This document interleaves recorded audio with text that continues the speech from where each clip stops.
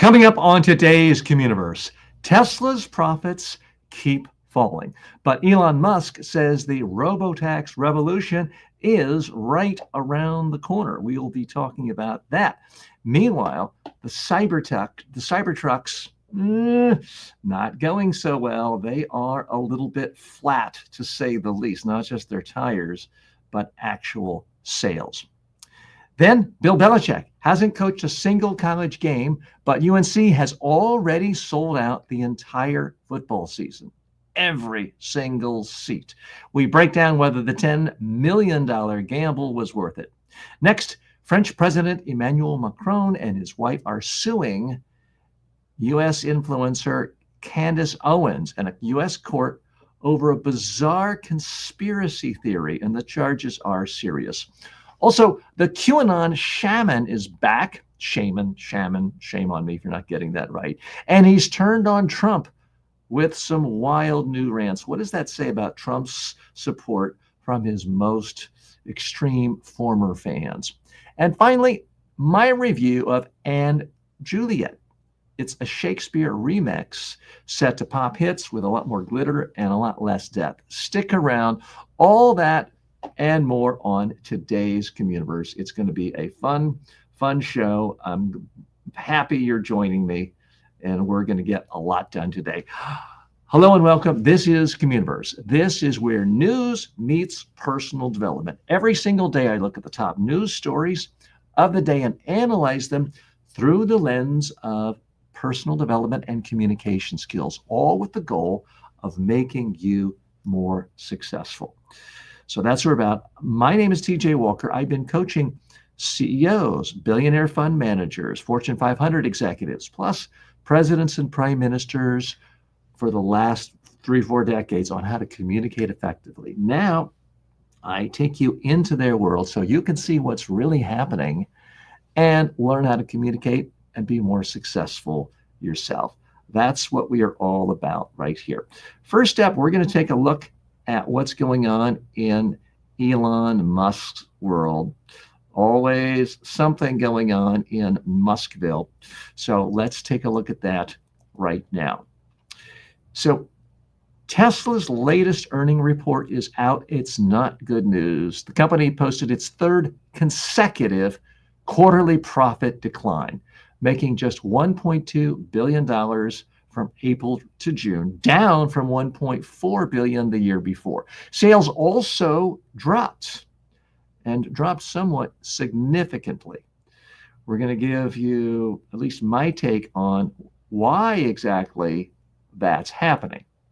So we'll be going into that in more detail in just a moment. Elon Musk isn't sweating it. He says the future lies in robotaxis, autonomous software, and humanoid robots, not necessarily in selling cars.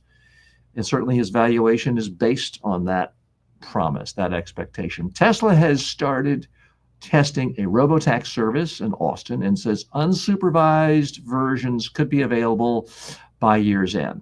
But here's the catch. Those future tech dreams aren't bringing in real revenue yet. Meanwhile, the car business, Tesla's cash cow, is struggling. Musk's political involvement, lack of new affordable models, and the flop of the Cybertruck aren't helping. And new GOP policies are eliminating tax credits and clean air penalties, both of which used to boost Tesla's margins. So what's really going on here? Also, Tesla's clean air credit revenue fell from $890 million to $439 million. Now, Tesla gets a huge bump up because of its perception that, oh, it's about future, it's about growth. Its valuation is given a multiple so much larger than what Ford and other traditional motor companies are getting. Is that going to continue? Here's what I think is really going on. Elon Musk is very much a part-time CEO. He's busy running seemingly 10 other companies. He's still dabbling in politics, and he seems to be tweeting every 5 seconds in a bitter feud with the President of the United States. So I just don't know how much longer investors can say, We have complete trust in this guy. Now, his stock has not fallen by any means to the point where the valuation is similar to Ford or General Motors. If that happens, we're going to see about a 90% crash in the valuation of Tesla stock. Now, to be clear, I'm not making a prediction that that's happening anytime soon. And this show is not about giving you financial investment advice. I'll let you rely on others for that. So don't go shorting Tesla stock because of something I said. I do think, though, that there is a huge, huge hit to the Tesla brand, because the Tesla brand is really the Elon Musk brand. And we've seen, according to a whole variety of sources in mainstream media, the internet, that the perception of Elon Musk has gone way down. His negatives have gone up. In the past, he was seen as this visionary, solving all the great problems of the world and doing great things with rockets and cars and EV, protecting the planet, to a guy who many believe is responsible for the deaths of hundreds of thousands of people through his evisceration of U.S. aid, other things he did to the federal government during his tenure as head of Dodge. And now these squabbles with Trump. So Musk basically alienated himself from his core audience in America, which was progressive, centrist liberals who liked the idea of protecting the environment. So they were buying electric vehicles. Now he's alienating the Trump people because he's constantly attacking Trump. So who does he really have left? What is his base? And that's part of the challenge that Elon Musk faces, but it's also the challenge that Tesla is facing, is who is the base anymore? I think a lot of investors are asking themselves, don't we deserve, for a company this big, for a company worth hundreds and hundreds and hundreds of billions of dollars, can't we get a full-time CEO? And yes, Elon Musk may have more energy than a lot of CEOs, than the average bear. I get it. But does he really have enough energy to be running Tesla and his SpaceX and his satellite company and his Neuralink company and 10 other companies, and trying to be influencing public policy and getting in huge, huge fights with the most powerful political leader in the entire world? Does anyone really have that much energy? And I think increasingly investors are going to be saying, no, we want you full-time, Elon, or we want a CEO who's going to get up all day long and think every thought about, how do I improve shareholder value for Tesla? At some point, there's going to be a clamoring for that. It's not there yet, but I don't think we are that far off. This is the Communiverse. Thank you for joining me. My name is TJ Walker. What we try to do here is a little bit different. It's so easy to look at news programs and just get depressed, get bummed out. What we try to do here is really analyze things through a communications lens to give you lessons, personal development lessons, to help with your own career. The lesson I see from Elon Musk and Tesla is don't get sucked into your own good press. I think Elon Musk has been put up on a pedestal for so long, gotten so much hero worship, surrounded himself with so many sycophants saying, yes, boss, you're a genius. You're Tony Stark. You're the most powerful, the smartest, richest guy in the world. You can do no wrong. And he started to believe it. And that's not going to work in the long run if the profits don't reflect that. Here's the big problem with Tesla, as I see it, is it doesn't seem like it's been improved in the last decade. Now, I don't own a Tesla, but I often get in Teslas when I travel around the world, and the car picking me up, an Uber, is a Tesla. And it's not bad, it's not awful, but it certainly doesn't give me the luxurious feel of a Mercedes-Benz or a Porsche or a lot of other luxury cars. And Just the fact that you were an electric vehicle 10, 15 years ago, that was a big deal. Well, guess what? It's not a big deal anymore. There are a lot of electric vehicles to choose from. So just being an electric vehicle, you don't get a lot of brownie points for that anymore. And if you seem like just a regular boxy car, I mean, to my mind, a Tesla isn't that much more comfortable than a Toyota Prius. And that's not anyone's idea of a luxury car. So we're going to be watching this. He's a fascinating character, there's no doubt. No one's predicting the demise of Elon Musk anytime too quickly.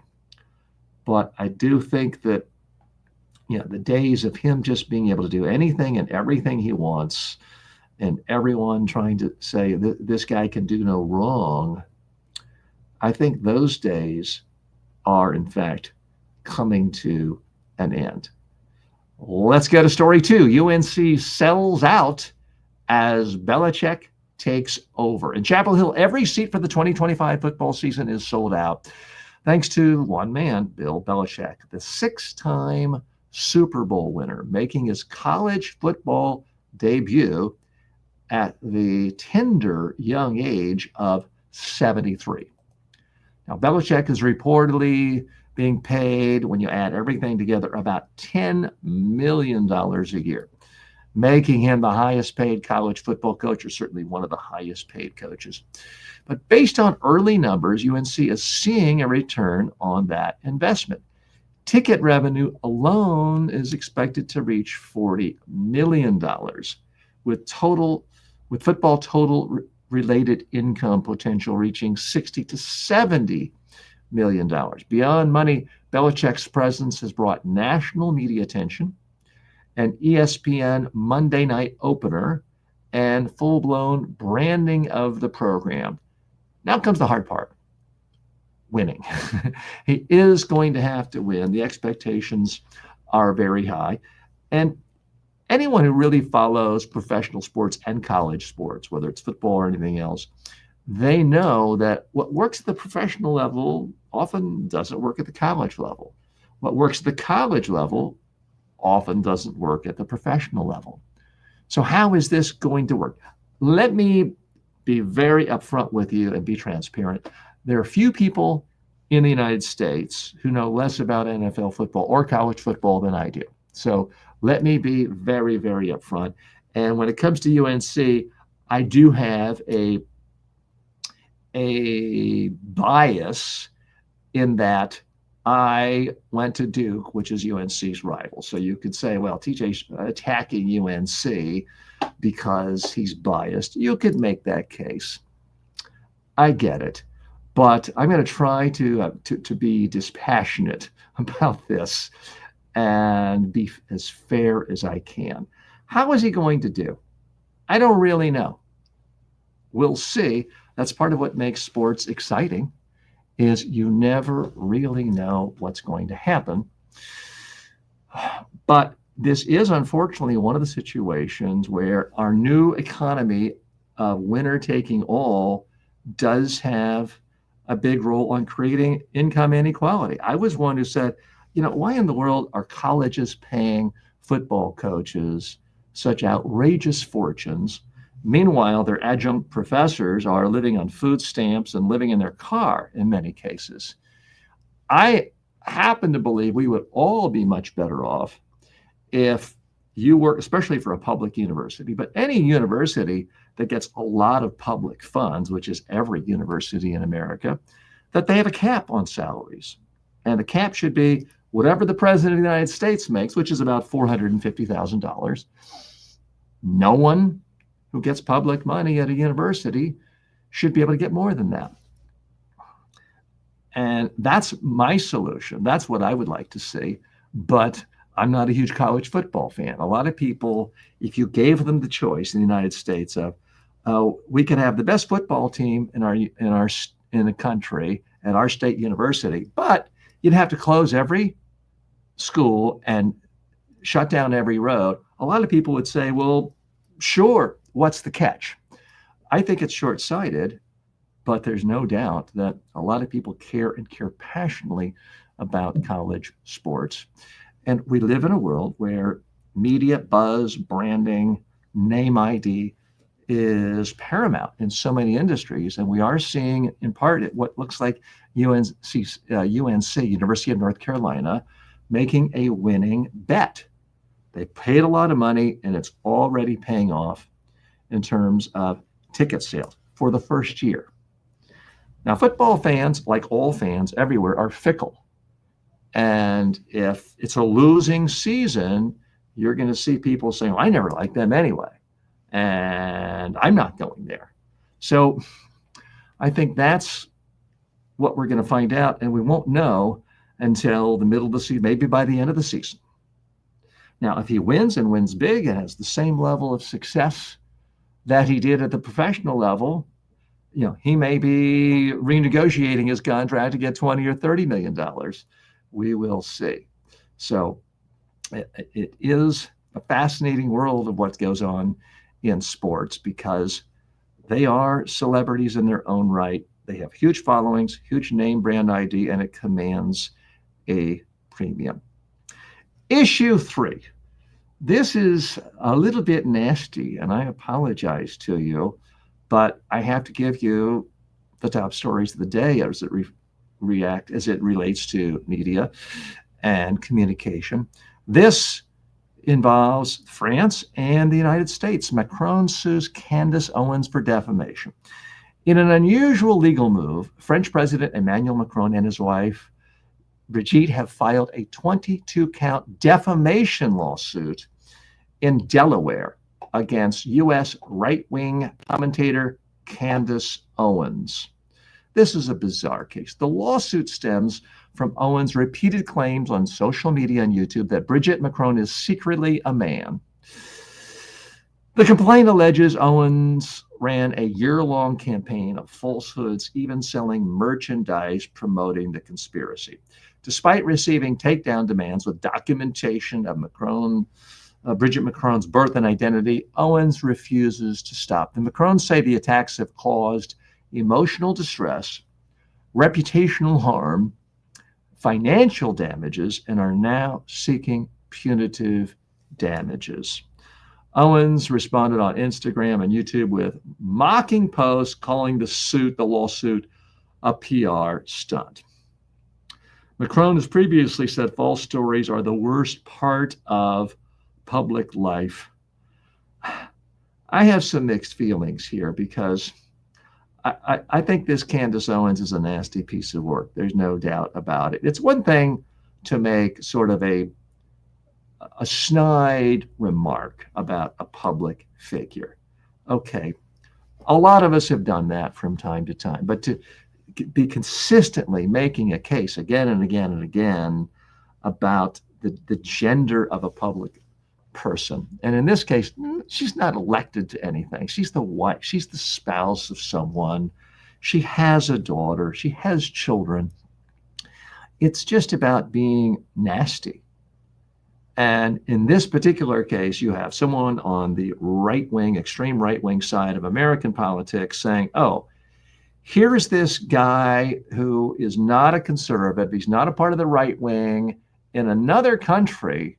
Therefore, I want to make him look bad, and I want to make anybody who's not extreme right wing look bad. So I'm just going to make up stuff. It's an unfortunate part of our modern culture. We certainly see it daily in the United States, and we're going to see it in just a moment, a little closer to home in a story I want to bring to your attention. Here's the part I don't really know is, have the Macrons suffered substantial damages? I mean, you're in public life. You're the president of a country, one of the most well-known countries in the world, one of the biggest economies in the world. There are going to be people saying stupid stuff. There's a part of me that says, just ignore it. And how much how are they losing money from this? I don't know. I in no way mean to seem like I am defending this influencer, Candace Owens, and her nastiness and the bile of attacking someone's alleged gender. But I also wonder if the Macrons are perhaps giving more oxygen to this fire, giving it even more attention. And sometimes it's best to just ignore what stupid people say on the internet. Now, I'm certainly not as famous as the president and the first lady of France, but I've had my fair share of people making outrageous allegations and saying nasty things about me and mocking my hairline or my beady eyes or my teeth or my double chin. I can't say that I enjoy it, but I have found typically the best response is to simply ignore it. And that would be my advice to you.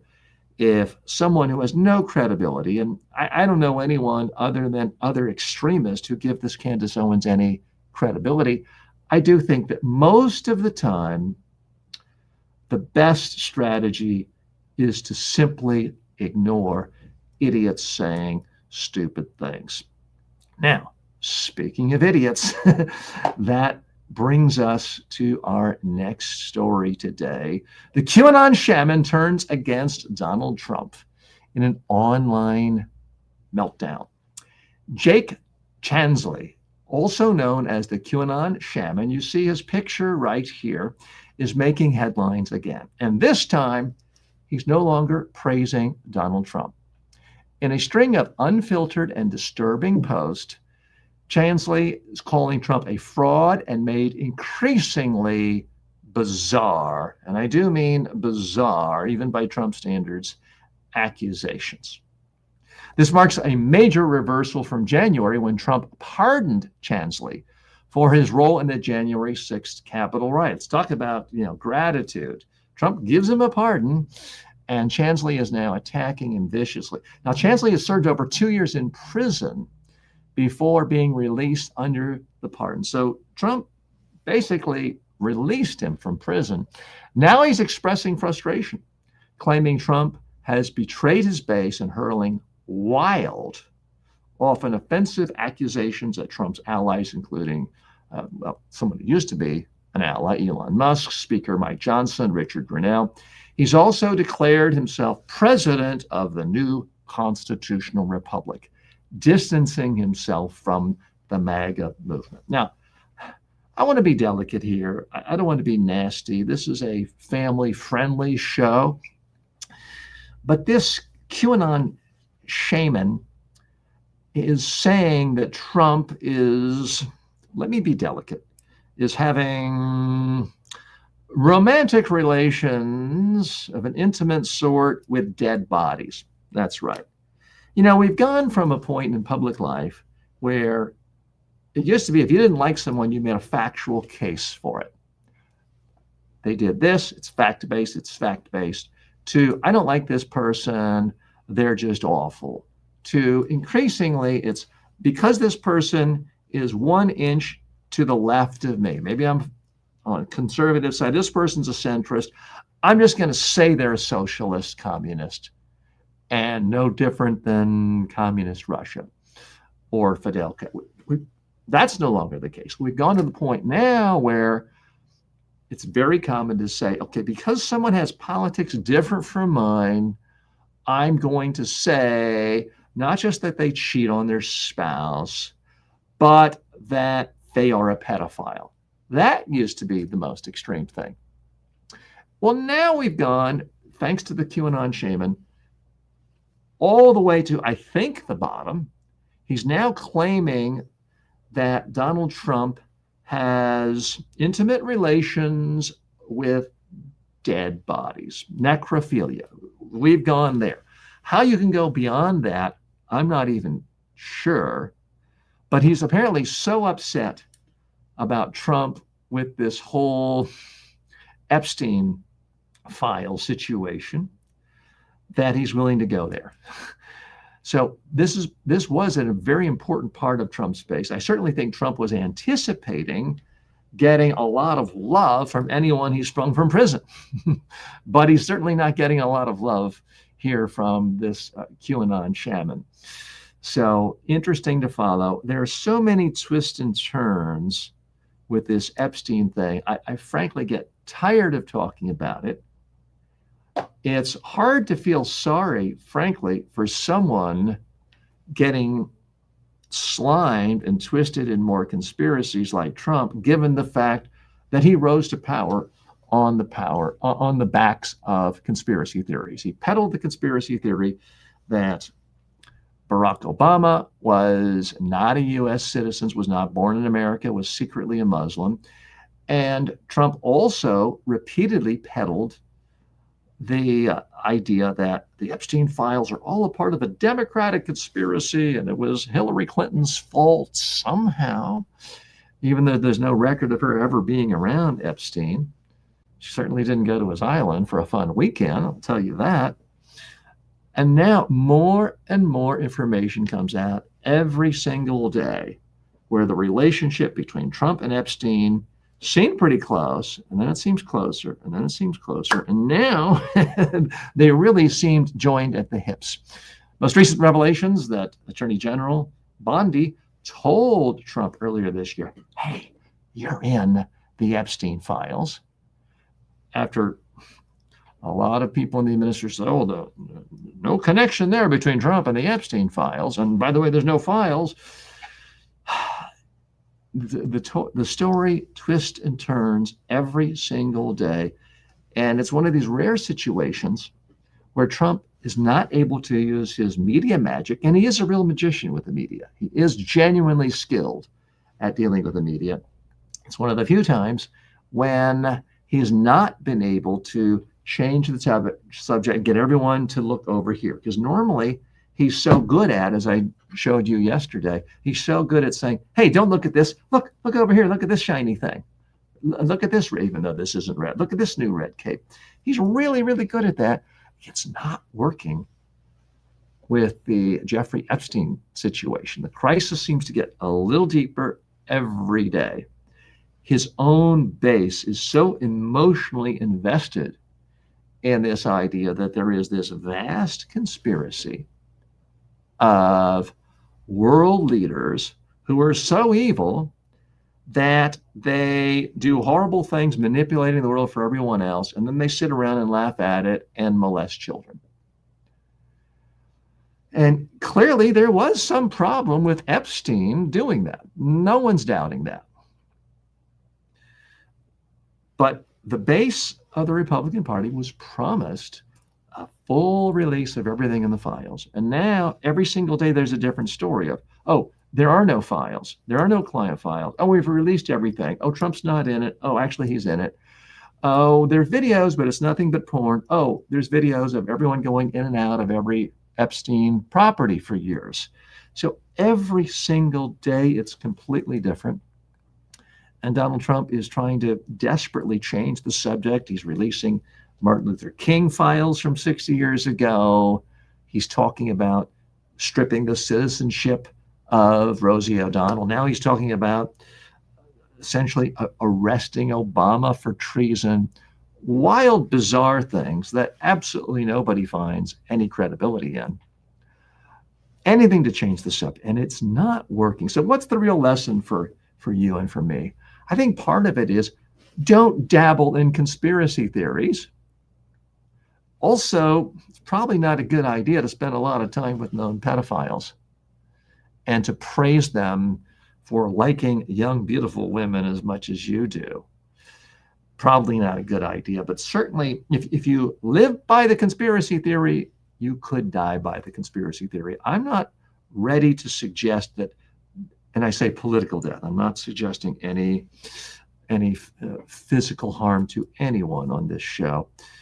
And I'm not suggesting that this is going to be the thing that completely destroys Trump's presidency. Interestingly, though, his overall approval ratings are now down below 40%. That's extraordinarily dangerous territory for any president or any political leader. It's one thing to be below 50%. It's hard to get to 50% in the modern polarized era. But to go below 40% means increasingly members of your own party are not afraid to stand up and speak out against you. And we're starting to see signs of that in the Trump administration. So we'll be monitoring this closely. Again, the big personal development tip for you is facts matter. Short term, maybe you can benefit by throwing mud at people, spreading disinformation, spreading conspiracy theories. But at some point, that mud is going to get back on you. And it could get higher and higher and higher until the point it drowns you. So be very careful. I got to tell you, not a lot of sympathy for any of these characters and what's happening.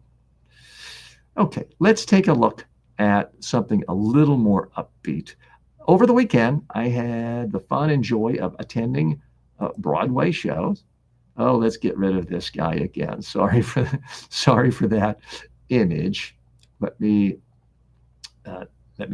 switch them. There we go. I had the privilege of seeing and Juliet on Broadway. And it is a good show. I've got a couple of caveats, but overall, I thought it was a great show. And I do want to share with you some of my insights on this. And excuse me one second. We're trying a few new production value things. And there we go. I got the screen the way I wanted. So here's what happens in the setup. It's what if Juliet of Romeo and Juliet decides to take control of her own life and doesn't die? Because in the original Romeo and Juliet, she dies at age 13 from suicide, as does Romeo. So that's the pitch for And Juliet. It's a pop-infused musical that reimagines Juliet's fate, all set to the music of hitmaker Max Martin, think a lot of Britney Spears, Katy Perry, the Backstreet Boys, and more, remixed with an Elizabethan flair and a Gen Z swagger. The story is framed as a tug-of-war between Shakespeare and his wife, Anne Hathaway, who dares him to write a new version of Juliet's journey. The result is colorful, heartfelt, hilarious, and about as high energy as a Broadway show gets. So would I recommend you go see the show if you like Broadway shows and music? Yes. And also they had, as one of the dancers was Charli D'Amelio, who's the most successful TikToker of all time.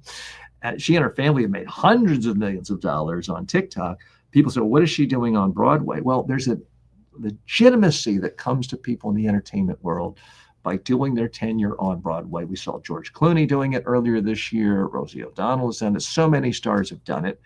And it's not about short-term how much money she makes. Charli D'Amelio probably makes more money in one 30-second dance clip that she can do before breakfast than she will make in her entire run on Broadway. But she's doing it, I think, to show the entertainment world, hey, I can do a lot of things. I can be in a lot of places. I can't be pigeonholed as just the TikTok dance girl.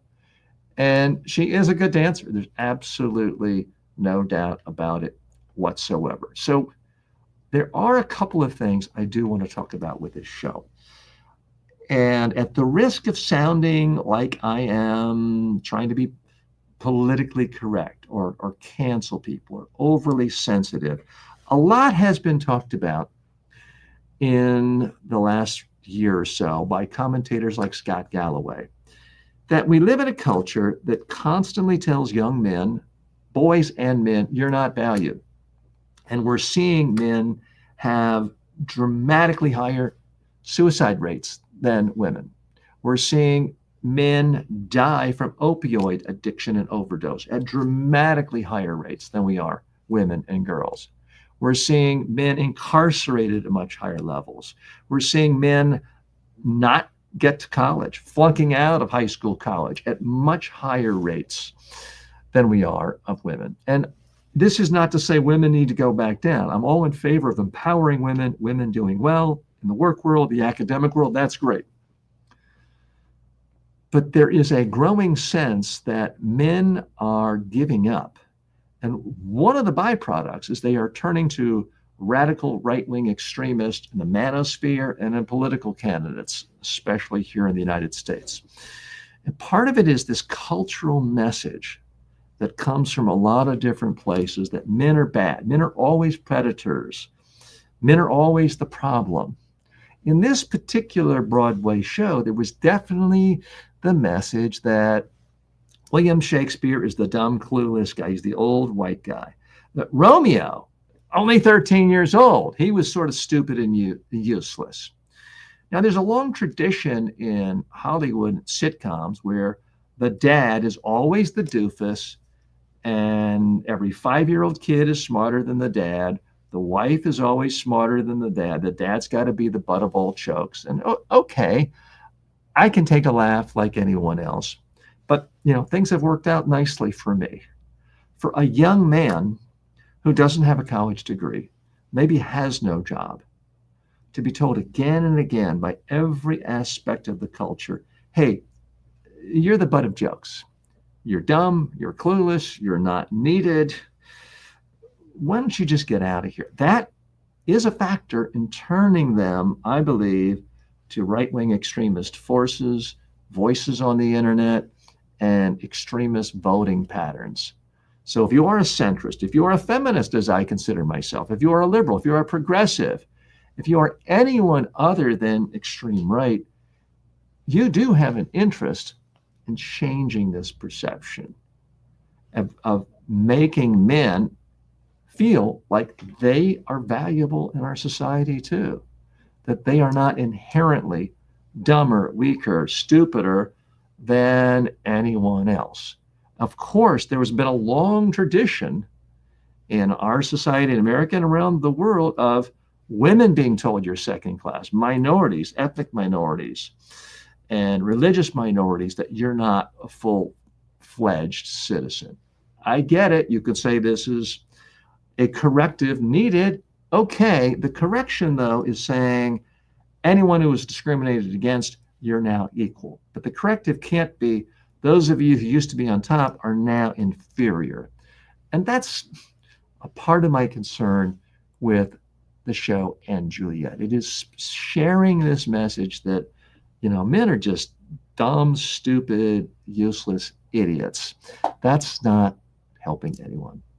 I'm TJ Walker. I want to thank you for spending time with me today. Please post comments, please like, please subscribe, and please share the word. And mark your calendars. We are going to be going live full-time in a serious way when this show officially launches September 2nd, 2025. But we're in sort of a soft launch now on a daily basis.